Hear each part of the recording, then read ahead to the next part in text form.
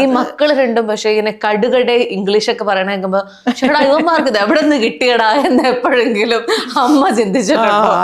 അത്ര ഇംഗ്ലീഷ് ഒന്നും നമുക്കൊന്നും പറ്റത്തില്ല. ഈ പറഞ്ഞിട്ടുണ്ട് ഓ അതിനായിട്ട് ശ്രമിക്കാറുണ്ടോ? കുറച്ചൊക്കെ ശ്രമിച്ചൊക്കെ നോക്കും. ഒപ്പം പിടിച്ച് നിൽക്കണ്ടേ? അവന്റെ ഒരു ഫോണൊക്കെ വന്നാൽ അവന്റെ മുമ്പ് വെച്ച് പിന്നെ മലയാളത്തിൽ പറയാൻ ഓ പറ്റും. യാ യാ. അപ്പൊ ഞാൻ തോപ്പിക്കുന്നത് എവിടാന്നറിയോ?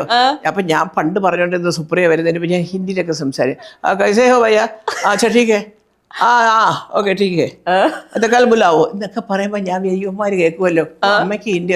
അപ്പോഴാണ് സുപ്രിയയുടെ വരവ്. കടുവില് ഹിന്ദി പറക്കുന്ന ഒരു മരുമോള്, കടു പറക്കുന്ന മരുമോളെ.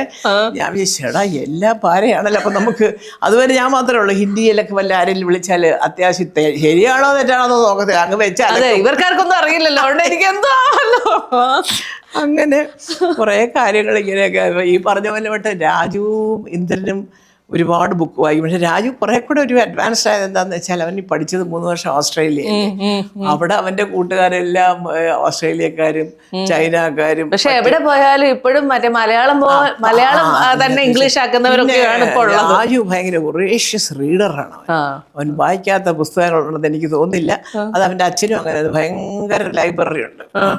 ഈ പറഞ്ഞതുപോലെ ഒരു ഉണ്ടായിരുന്നു. അപ്പൊ അതിനകത്ത് ബ്രിട്ടാനിക്ക എൻസൈക്ലോപീഡിയ, ക്രോംപ്ടൺസ് എൻസൈക്ലോപീഡിയ, ഇങ്ങനെയൊക്കെയുള്ള സാധനങ്ങൾ ഞാൻ എടുത്തെങ്കിലും ബാക്കിയുള്ള പുസ്തകം നമുക്ക് നിങ്ങളൊക്കെ അറിയുന്ന ഒരു പ്രമുഖനായ ഒരു അദ്ദേഹത്തിന്റെ ഒരു ലൈബ്രറിക്ക് ഞാൻ കൊടുത്തു. പേര് ഇപ്പൊ ഇവിടെ ഞാൻ പറയുന്നിട്ടാണോ ആ പുള്ളി ചിലപ്പോൾ ചേച്ചിക്ക് ഇട്ട് പണിയുന്നതെന്ന് ചോദിക്കും നിങ്ങൾ. ഞാൻ പേര് പറയാത്തതാ.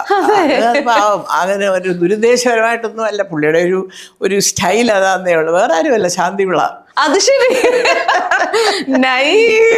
പറഞ്ഞ അപ്പൊ അവിടെ ഒരു വായനശാല, അതൊക്കെ പറഞ്ഞാലും ശാന്തിവിള അതൊക്കെ ഉണ്ടാക്കി കേട്ടോ.